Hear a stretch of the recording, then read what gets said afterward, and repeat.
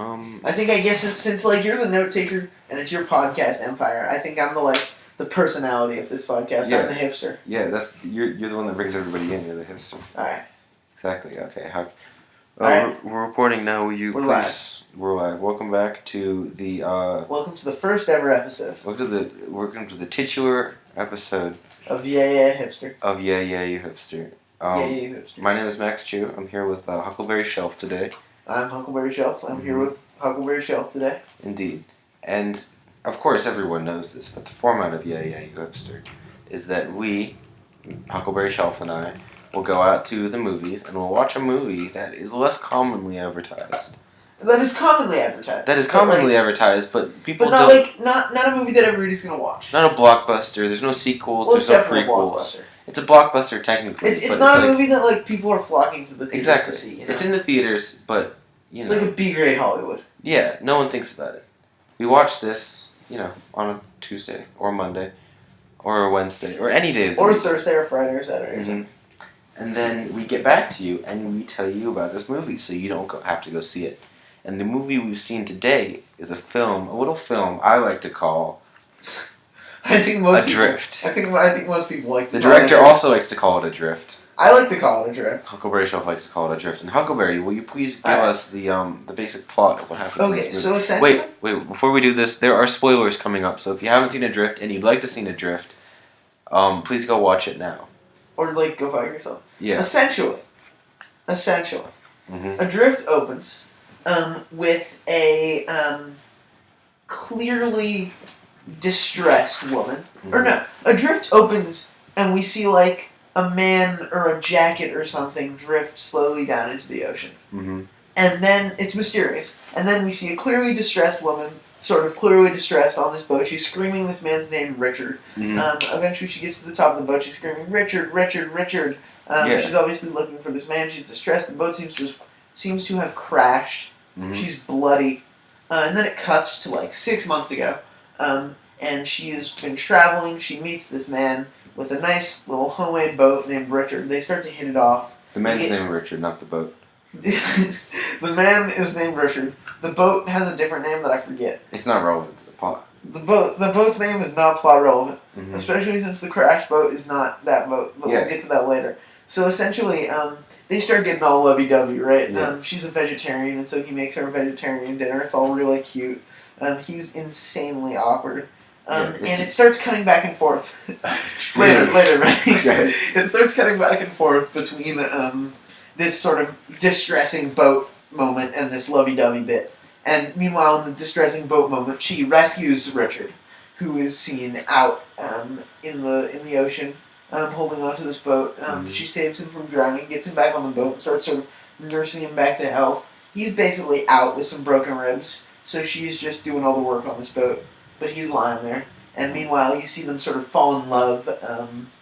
They travel around the world together on a boat, and this rich old couple gets them to sail a yacht back to San Diego, where she grew up.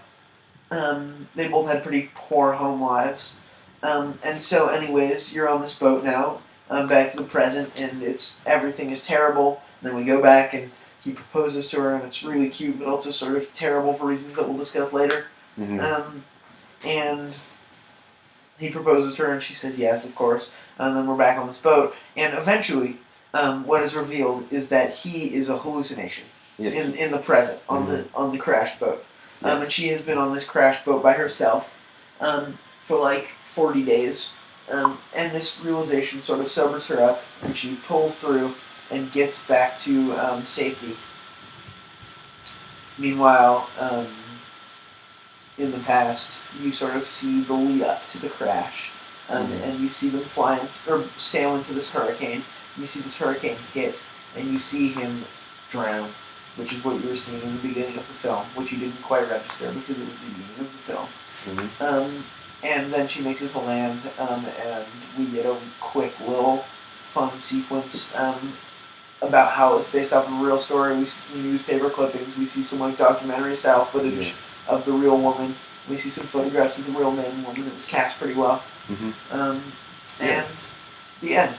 Yeah, basically. And so, if we were to give this movie another title, it would be Go See Life of Pi for a better story. Yeah. Essentially. It's like Life of Pi, but it's not interesting. Yeah, it's like Life of Pi, but like minus like 7 different plot lines. It's like, okay, like you take out the tiger and you replace him with this a boyfriend. guy. Yeah. You and take out all the religion. You take out like the interesting conflict of is it a hallucination? Yeah. And you add in the boring conflict of, oh no, she loves him. Yeah. But he's died. He's dead. And then you take out, There's not even really conflict with like resources on the boat because like every so often she goes down below and she like fucking like magic finds some new resources. Yeah, she'll like because the boat down below deck is like completely flooded, and she ends up pumping out all the water, and then every once in a while she'll just like open something up and be like, oh, wow, we found beer, thank God. Oh, it's a party tonight. Yeah, cigars, whatever. This is a real way to build tension, guys. Mm-hmm. Watch our dramatic film. Yeah, it's kind of ridiculous. But so basically, what we're gonna do is my good friend Max took notes. I did take notes. And we're gonna go through Max's notes. Mm-hmm. And Max wrote down everything that was sort of noteworthy to us, and we're gonna go through Max's notes and sort of like use those to spark some discussion. Exactly, yeah. And at the very end of the podcast, we'll end the podcast by giving it a rating out of 10. And we'll each sort of explain our rating. Mm-hmm. And so the first note I have is, this is at the very beginning of the film where we're watching all the trailers. I noticed that a lot of the trailers, almost all of them, the producer was STX, which I don't really know what that means, but presumably it's, some producer. But I thought it was interesting. Big production company. I thought this was interesting because you don't see any more Weinstein production They're companies. replacing the Weinsteins. They're replacing the Weinsteins, and essentially the fall of Weinstein was the rise of the STX. Which is weird. It's good because fuck Weinstein. Yeah, fuck Weinstein. But like, it's also like bad because now STX has more of a monopoly on this like. I mean, I feel like they have the same monopoly that Weinstein had. It's just weird. Yeah, it's just interesting. There was like always this like, I'm not sure what Asian language it was, but there's this like word in Asian characters. Yeah, I see that. At the base of each trailer. But let's get to the movie. Yeah, let's get to the movie. First things first, there were nipples. It's the first thing I noticed, the first thing I wrote down. Her nipples were like very prominent. Yeah, they were very prominent throughout many scenes in the movie. And that is not what this podcast is going to be about. I mean, it was pretty cold. It was pretty cold. Yeah, it's understandable. I get it. The title card was very weirdly placed. Okay, the title card was so weird. So basically what happens is they crash and she's screaming Richard, Richard, and it pans out and you get this beautiful ocean with this like boat on it, of course. Yeah. And then in the like bottom left corner, there's the fucking title card. Yeah. Adrift, based on a true story. Yeah. It was so weird. In like terrible font. And I wasn't really paying attention. I didn't even see that it said it was based on a true story. So I thought that was the real twist at the very end. Like they do it in like horror movies, The very end of horror movies, they're like, oh, this was based on a true story. Like freak everybody out. I don't watch horror movies. Yeah, it's like some of them they're like, oh, this is based on a true story, that kind of thing. I believe you. That's the scary horror movies. But I thought this was like a horror movie thing. Like, what is going on? This wasn't particularly, scary. It was not a scary movie. I mean, it was frightening at times. It's suspenseful, but it wasn't like horror movie. It happened in 1983. Yes, in 1983. Did not feel 80s at all. But that's probably because it wasn't set in America, so we didn't have our like typical 80s scenery. Yeah, although like in the words of my good friend Max Chu, after we left the movie, which you might not remember, there's not really time periods on the ocean.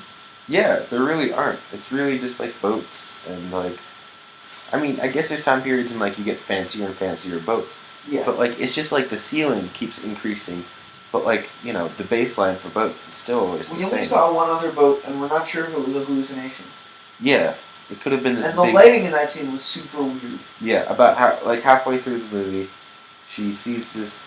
Day 23, Adrift. How do you remember that shit? I have it written down, but... okay, Day 23, Adrift. Day 20... Wait, what's the day 23? Let's go with 23. We're flowing. No, wait. I gotta get this right. Day 29. Okay, Day 29. Day 29, Adrift. She wakes up in the middle of the night, and she sees this big, like, cruise liner. She shoots a few flashes. Yeah, flares at it, Flares, and then not it flashes. just goes by, and she's like, "How did you not see me?" This is a very similar scene to Life of Pi, and presumably the one in Life of Pi and in this one were hallucinations, and this was really the tipping point for the audience to show them that she was hallucinating, because they had been sort of dropping hints throughout the entire film that there could be hallucinations. Like he'd been mentioning you start hallucinating at sea. Yeah. And then so this is really the point where you not find out, but they're like, oh wait, what else is a hallucination? Could it be Richard? Yeah. Because throughout the movie, throughout the post crash, he doesn't really do a whole lot. He does nothing. Yeah, because it's a hallucination, but two, his ribs are broken and stuff. He just lies there, takes up resources. But in the end, he doesn't actually take up resources. It's just her eating the things.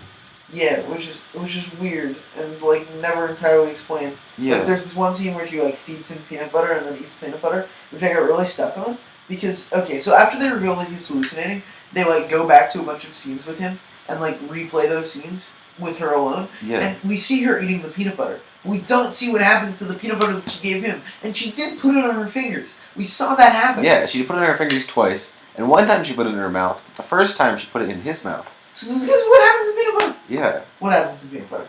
Go on, Max. I don't know. The first couple of notes I have is just like listing like basic facts. They're in Tahiti. She's working odd jobs. She surfboards for some reason. She's not very good at She's a surfing. terrible surfer. Yeah, but she's like really into it because she loves the ocean.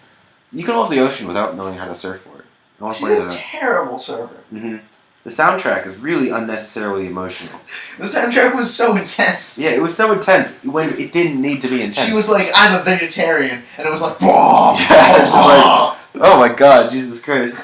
The main characters' name are Tammy and Richard.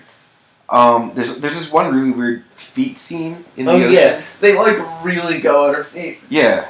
Like very, underwater, very sparkly. Me and Max think that the cameraman just got his like waterproof camera. Yeah. And he was just going at the beginning of the movie. He didn't know what kind of movie he wanted to make, so he's just like, I'm gonna shoot images. Let's look at her feet. Oh yeah, let's look at her feet. Let's go underwater and then above water. There was some like bubbles that were hitting her feet. It was very something. Yeah, it was weird. They were all like the cliche scenes of this like actress with like her thighs or her butt or there were multiple. There was this one scene with her like surfacing on her surfboard and she was like backlit and like her hair like was like going down her head. You wouldn't do that. Cliche. You wouldn't do that with like a male actor. It's like it's a very not even that. It was just they were like very cliche like pretty shots. Not that kind of pretty shots. They were just like they were the typical like not objectifying women, but like just it was sexualizing didn't need to be sexualized. This woman. And this story is very much about this woman being able to survive. It's like a female empowerment story. Yeah, it does that very successfully in my opinion. But they couldn't escape those kind of like shots of this actress. Of like her ass, yeah. Yeah. I mean, in the beginning, after. They did a good job of making her not look pretty. She was like 41 days alone on the ocean. She had chat lips. Fucked her face, fucked her nails. Mm-hmm. It looked realistic. It was good. But at the start, she was a vegetarian, which was dumb. Yeah. Which was dumb because she's been like traveling the world on very low money, mooching food, and on like boats and things. Yeah. Vegetarianism is not viable in that scenario. Like, it's just really not. Especially not in the 80s. Like, it was very odd. And then later she ate meat. When she was on the ocean. And presumably she ate meat for the rest of her life, although we don't really know anything about that.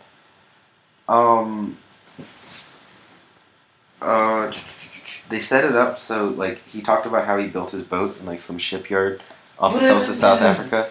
And that really set it up for, like, that his boat was going to fall apart. And then it didn't, because they got a different boat. But his boat looked like all of the other, like, manufactured boats. And that really bugged me. Because he was, like, bragging about having built his boat, and she was like, oh, that's so cool. But his boat looked, like, just the same as all the other ones. So I'm like, did he just, like, use a template? Like, this is not, like... Is it like a Lego set? What's the deal? What really bothered me, I didn't really mind the boat looking like a regular boat. I really minded. But what bothered me is how they use all these boat terminology. And I felt like they were showing off. It was like, oh, hoist the mainsail.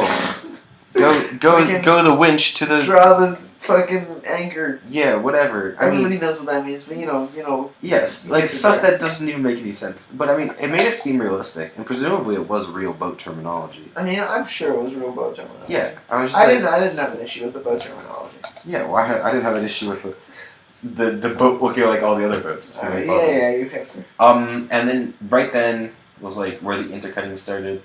God, the intercutting. It was fine. No. Let me explain to you why I didn't like the intercutting. Okay. Because it's 2 movies. Yeah. Like they made 2 movies and then they just decided to like intersperse them. They have the like stressful, dramatic action film on the ocean, and they have the like cheesy romance film with these 2 travelers, and the intercutting them lessened both of their emotional impacts. Yeah, exactly. And so like when they were big emotional things that they wanted us to feel, it didn't really work out. Yeah, like we want to care about him being in hallucination, but we're like focusing on him being alive in this cheesy romance film, and we want to care about them falling in love, but his ribs are broken. Yeah, it's kind of wild. Terrible. The intercutting. What was I gonna say about that? I had something to say. Sorry. No. You brought up a good point. But like, I was gonna say about the intercutting. Oh yeah, about the 2 movies. There really was no conflict beyond like her having to survive. Like, but beyond that, there was no like fighting between any of the 2 of them. Their wives were perfect. They were getting all this money to like move this boat, and like. I mean, the conflict is that he's dead. Yeah, but like, you don't really experience that with the character until the very end, and it's not really conflict by then. It's just like. I guess so. Her moving on, you know? I mean, the conflict is also them trying to make it to land before they die. Like, she does the whole crying and, oh, we're gonna die out here, and he's like, yeah, we probably are. Yeah. In his fucking British-ass accent. Yeah, but I mean, he's dead, so it doesn't really matter. That's true. Again, I wrote the score was awkward. There was the eyebrow scene. Oh my god. Okay, so they're having their, like, little romantic meal, in the fucking below decks of his ship. And he, like, she asks him why he sails alone, because he sort of describes the negatives of it. Yeah. And he does this freaking terrible thing where he, like, wiggles his goddamn eyebrows at her, and it made me so profoundly uncomfortable. This guy was such an uncomfortable human being in, like, every possible sense. His lines, his dialogue was all awkward. His acting was awkward. He was just so awkward. I'm gonna get to like another awkward bit of his later, but I'm saving it for effects. He just like, he was just so strange. It was supposed to be like the hot guy that shows up out of nowhere, but he really, I mean, sure, he had like abs and stuff, but his personality was just... His personality was non-sexy, to say the least. It was not sexy. There wasn't really a personality. It was just him just being a little bit awkward. The fucking eyebrows! Yeah. Ugh. Oh, it was weird. And then they're on the boat, and I wrote, it should be grittier. And then it does get grittier. Yeah. Like, at first, her, like, she's still sort of wearing makeup by, like, day 1 or 2. Because it is day 1 or 2. Yeah, and but it's day 1 or 2. It gets grittier. It does a really good job of getting grittier. I was afraid that it wasn't going to do that. I was At afraid least it in was terms gonna, of how it looks. Yeah, how she looks. I thought she was going to just stay, like, full-face makeup, just, like, looking more stressed. But they really did good, like, you know, cut makeup and stuff like that. She had this gash in her forehead for most of the movie. Yeah, and that it was sufficiently bloody. Yeah, over. It made sense. At the end of the movie, her hair was like really fucked, which I noticed, and I really appreciated that. Like, it was super haggard. Yeah. Ripped and shit. She refers to the boat as a girl in a time of strife, which was kind of weird. Yeah, she was like patching up the boat, and she was like, "Let's go, girl." Hey, and it girl. felt so out of place. Yeah, she never does it any other time in the film. Yeah, it was out of character. The only time we see the guy doing it is with his own boat, and this was with like a different boat. Yeah, not their boat, though. I guess they've been living on it for a while. Yeah. But it's still really out of place. Yeah. Yeah, here we go, girl. And then there was a 6-month time jump in like the past, where they like got to know each other and they just stayed together the entire time. But that was fine. No biggie. And then I was like, when should she start dying of fatigue? She's so strong. At one point she was pulling Richard out of the water into the boat. She was ridiculously strong, but I guess he was a hallucination. So. Yeah, so it doesn't really matter. She could have. But like, she did burn a lot of unnecessary energy. Yeah, trying to save someone that's already dead, and she like, Yeah, but I mean, I guess it wasn't really Life of Pi because he wasn't trying to like conserve. She wasn't trying to conserve energy for like however many days. I mean, Life of Pi just did everything a lot better. Yeah, like just go watch Life of Pi. It was a good movie. It's a better book. Yeah, I mean, it's a better book, but it was a good movie. It was very pretty. Yeah, it was very pretty. Yeah, and then I was. This is not a Life of Pi review. No, this is not a Life of Pi review. And then I was in the middle of writing She's like Diddle or something like that, and then I got distracted by and then I wrote She's Bi, like as in bisexual. Okay, but she's not. I think she's definitely bisexual. She says something about going to Mexico with one of her girlfriends. Yeah, no, with her girlfriend. No, she says after high school, I went to Mexico with my girlfriend to start a that's not. She took a man to Mexico with her girlfriend. That's not like girlfriend romantically. That's just her girlfriend. I think it was her girlfriend romantically. No, you're wrong. She never implied in any way that it was just like her friend. It was such a straight. Sure, it was a straight movie, but I think she was. Yeah, bisexual. yeah, you hipster. I think.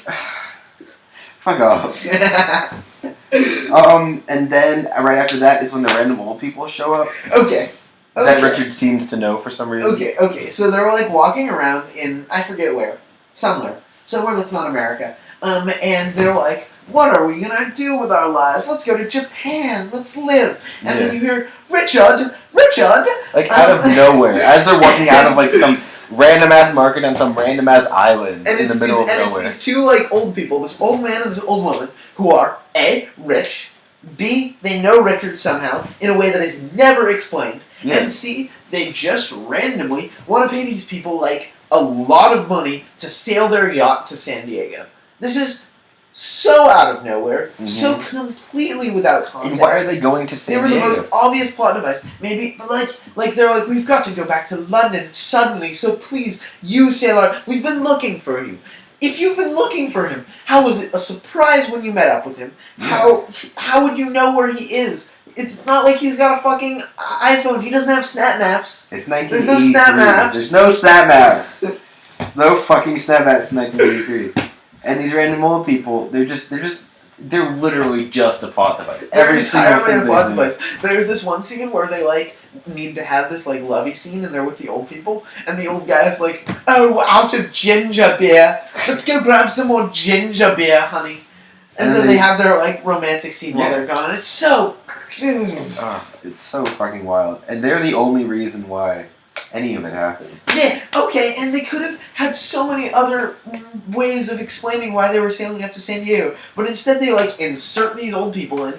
They add a second boat for like no reason. They could have had the first boat. That would have been fun. Yeah, but instead they're in the second boat, which looks almost the same, right? It's just a little bit bigger. Yeah. Yeah. It looks almost the same, like arguably even the same set, possibly even the same set. Yeah. It's kind of wild. And then the next thing is a quote. She says, "I'm shit at math," and then he says, "You can do anything you put your mind." Hold on. He says, "You can do anything you put your mind to," and it's just like, okay. Are you serious? Makes you want to sort of slap him. But then again, he's a hallucination. Yeah, so it's just like... So he's like self-motivation. My next note is, we're out of ginger beer. Which is, we already talked about that one. Oh, God. At one point she calls Richard a dirty old man. Oh, God, yeah, they're like... so weird. They're like talking about having sex, and he grabs her funny, and she's like, "Later, you dirty old man." And it made me really uncomfortable. Yeah, that was just weird. I mean, there is an age gap. Yeah. But still weird. It wasn't like a huge age gap, though. It was like... It was like 31 and like mid-20s. Yeah. It was like a 6 or 7 year age gap. But like, it's still gross, dirty old man. Yeah. It's still gross. They look properly shitty. That's what I wrote. By like day 18, they look properly shitty. Yes, they did look properly shitty. We really appreciated that, didn't we? Yeah. Beet dyed pomegranate. Which was... I thought he was referring to a red sunset. Yeah. He's like, "It's beet dyed pomegranate." And he was like trying to be silly. Yeah. It was silly. Yeah, I get it. But like, also at the same time, it's so fucking like... There's so many better ways to make them like have like some like 40 moments, big dyed pomegranate. And then she was like, "Oh, you love what is it? No, you sound like what's his name? Bob Ross. Bob Ross." And he's like, "Who's Bob Ross?" And she's like, "You don't know who Bob Ross is." And then he starts blushing. He starts blushing so much, and he's like hiding his face. And she's like, "How do you not know who Bob Ross is?" And this is like a big moment, and they're just fucking talking about Bob Ross. Wait, but okay. There's a way that she describes Bob Ross that was so awful. Oh. The something of kitsch. Like, I don't know. Yeah, something. Like the king of kitsch or something. Yeah. And it was just like, okay, no, don't do that. Is that like an 80s thing? It was really bad. It was not good. It's an 80s thing. Yeah. I don't know. I was born in the 80s. I didn't live in the 80s. I should have written that down. Yeah. And then I got pissed because they weren't arguing enough. Yeah. Which sort of makes sense in the end because he was a hallucination. He was a hallucination. But like, it would have been such a better film if they were like arguing. It would have been a better film if he died later. If he died later, yeah, and if they were like a social. There's so many ways to make that a better film. If me and Max could have written a better film in our sleep. Oh, okay. I was gonna be like, what was it? I wanted like a social like introspective about two people being stuck together. Stuck on the ocean for like 40+ days together. Yeah. After they've like fallen in love. Yeah, and like past the honeymoon period and like that kind of thing. That would have been so much more interesting to me. Although I would have been so stressed out the entire movie.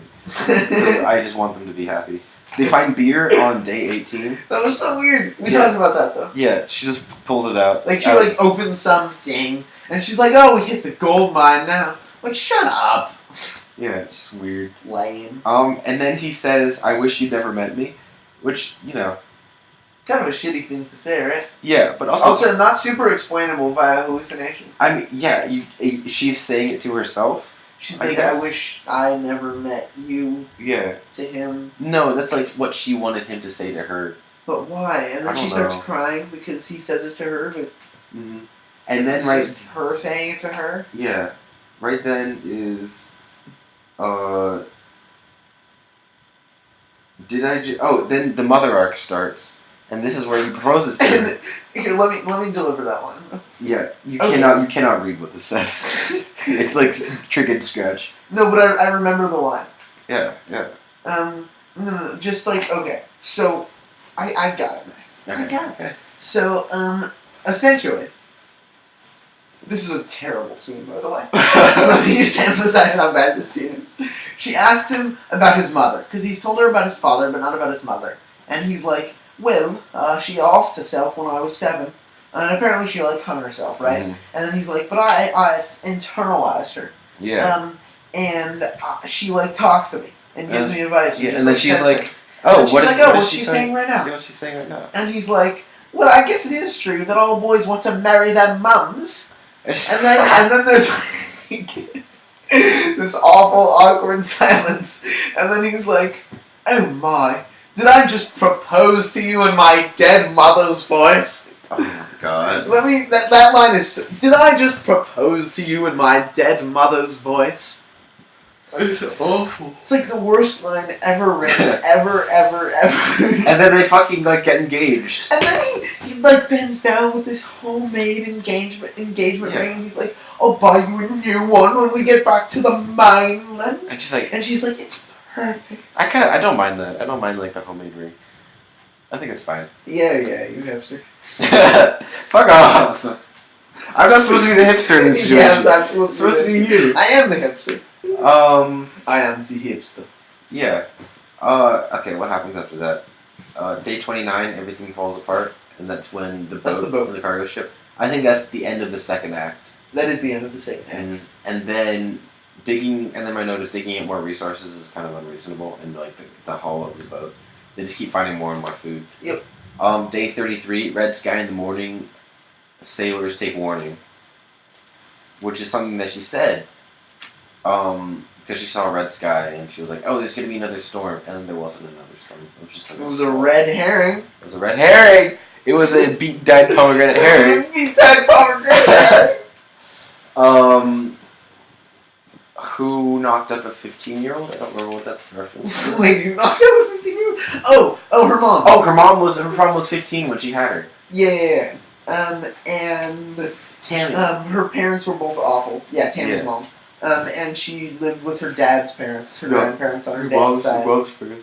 No, her dad's parents. No, because her dad just showed up every once in a while, remember? And then they ended up like kicking him out. Oh, right. Yeah. And like she had an awful childhood. At one point, she describes like when her dad would fight with her mom's parents, she would like go into the bathtub and put a blanket over the bathtub and pretend that like nothing was real. Yeah. Or that she was anywhere else. I guess that was pretty sad. Yeah. But like, not really, because I had no emotional connection to her whatsoever. Yeah, I don't care about this girl. I don't care about anyone. This is in the third act. Come on. That was the third goddamn act. That was day 33. She at the end it's revealed that she was on sea for 44 days. Dad has an anger issue, and then there's just a bunch of scribbles, which I really wish I knew what said. And then, bam, hallucinations. Okay. That's what it says in my book. That's when the hallucination thing was revealed. And then they go back to all these scenes, and he's not there. But it's not right when she gets picked up at the very end. No, like, it's a little bit before that. Because, okay. What happens? I don't remember is they, like, cut back to the, to him drowning. And you see that he's drowned. And he is dead. And then it cuts back to her waking up. Yeah. And all that is next to her is his sweater. Mm-hmm. And you hear his voice, a cut of his voice from way earlier in the film, talking about sailing alone, being like, on the third day you start hallucinating. And then she, like, starts crying. And then it cuts back to all these other scenes. Yeah, and then she's like, I have to do this on my own now. Then she's like, I have to do this on my own. And that wasn't like a shocker to her. She didn't seem very taken aback. She was just which I mean I would be too. Any reason to care. Yeah. And then very last night I have is in the very end this word. The last song, it was like this dope ass soul song. Yeah. I should figure out what song it was because it was amazing. Maybe we'll play it as like the outro to this video. Yeah. I come calling in my Sunday best. But other than that, I come calling. The rest of the score was trash. In my Sunday best. Okay, so Adrift. Do you want to give your score first? Or I come calling. My score is officially a 5 out of 10. Let me tell you why my score is a 5 out of 10. Ever since I put your I think this is what Hollywood movies should be. This is what it should be. I mean, they don't always achieve this, but this is a standard movie. I go into a movie, I expect at least this. But if it's this, I'll go out and I'll be satisfied. I went to the movies, I saw a movie, I had a good time. The movie didn't really change me. I didn't leave feeling anything particularly like new, but it was fun. It was fun to watch. I had a good time. It was part of the movie experience. You know, it's what they advertise. Like the previews. You know how there's all those Coca-Cola ads? Yeah. Where it's like, oh, yeah, right. This is the kind of movie I'm watching. It's not about me. It's about Coca-Cola and the pops. Yeah, and being there with your friends. And so I think this is a standard movie. Anything worse than this is below average. This is exactly average. I think Adrift was exactly average, so it's a 5 out of 10. Okay. What would you give it? So originally I agreed with you. Yeah. But I've been thinking on it, and I think this movie is absolutely average. I think my enjoyment from it, the enjoyment that I was able to derive from it, was pretty much entirely from my discussion.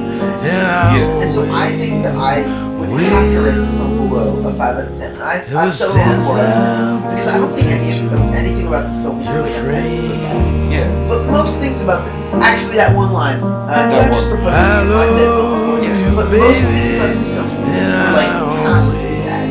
Yeah. It was not a well-made film. It was not a well-written film. It was for the most part not a well-acted, well-shot, or well-scored film. It was just like aggressively mediocre. And for me, when I'm looking for art, is something that makes me feel emotions. And this just utterly failed to make me feel emotions. Yeah, pretty much every picture. Yeah. Right. Well, so, end of final verdict. Go see Life of Pi in theaters. Yeah, Life of Pi in theaters like a few years ago, right? A few years ago. Or just go buy Life of Pi on Amazon or whatever. Because that's infinitely better. Even the movie. It's really way better. Yeah. Or read the book. The book is good. Read the book, then go see the movie, and you'll have a 10 times better experience than watching Adrift. I did that. Mm-hmm. Unless you're into feet, and there's one scene in this movie. There's one really hot scene. Yeah, if you're into feet. I did not find it hot. I didn't Put find that it hot. on the record. I didn't find it hot either. I don't like feet. not a foot guy. Not a foot guy. But yeah, thank you for listening to Yeah You Hipster. This has been my name is Max Chu. My name's Huck and I Shelf. And tune in next y'all time. on the rebound. Yeah.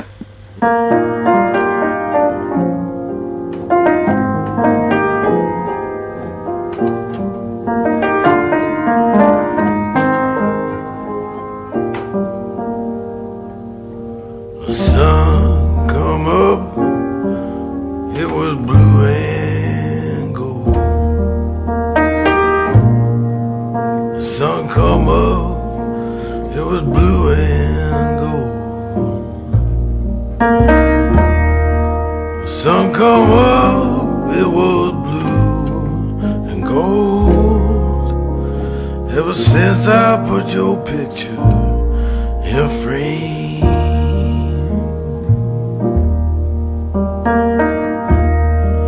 I come calling in my Sunday best. I come calling in my Sunday best. I come calling in my Sunday best. Ever since I put your picture in a frame,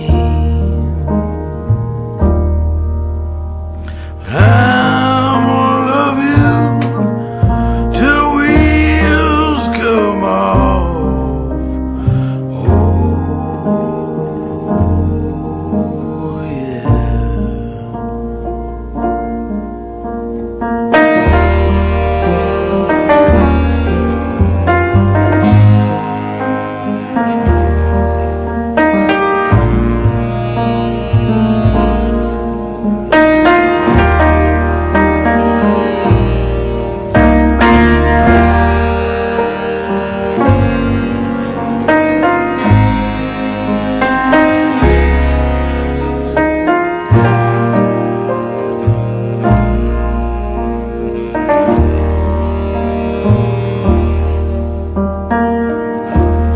I love you, baby, and I always will.